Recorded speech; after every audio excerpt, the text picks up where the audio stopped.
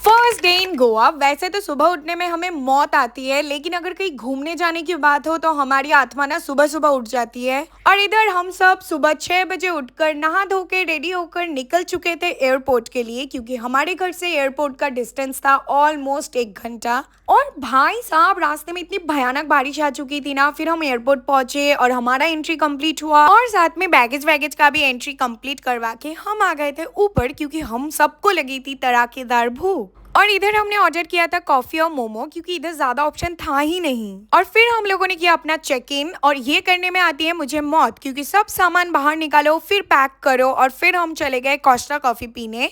कैसा है? बहुत कोस्टा बना दिया। और पता नहीं कौन से एयरपोर्ट में वो 10 वाला समोसा और चाय मिलता है, हमारे एयरपोर्ट में तो हर एक फूड का प्राइस बहुत ज्यादा था।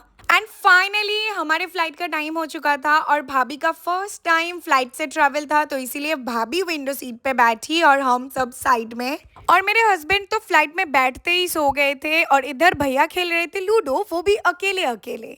3 घंटे सफर करने के बाद हम फाइनली पहुंचे हैदराबाद, और इधर मैं थोड़ी सी फिट चेक दे रही थी। और लैंड होते ही हम फिर से चले गए अपना चेक इन करवाने, क्योंकि 1 घंटे बाद हमारा नेक्स्ट फ्लाइट था। और हैदराबाद का एयरपोर्ट इतना सुंदर और इतना बड़ा था ना, क्या बताऊं भाई साहब। और फिर से हम सबको तड़ाकेदार भूख लग चुकी थी, इसीलिए हमने लंच किया मेड इन पंजाब में, जहाँ पे हमने ऑर्डर किया था हैदराबादी बिरयानी, और बिरयानी बहुत ज्यादा टेस्टी था। और मुझे इस बार विंडो सीट मिला है। ऑफिशियली तो ये मेरे पति देव का सीट है, लेकिन इस पे मैंने कब्जा कर लिया। और सिर्फ 1 घंटे में हम पहुंच गए हैदराबाद टू गोवा। और इस टाइम पे ना सबका बैग दिखता है, लेकिन खुद का ही नहीं दिखता। और थोड़ी देर वेट करने के बाद हमें हमारा बैग मिला। और गोवा आने के बाद अगर पहला स्कैम कोई करेगा तो वो टैक्सी वाला होगा, तो बार्गेनिंग अच्छे से करके फिर फिक्स करना, ठीक है।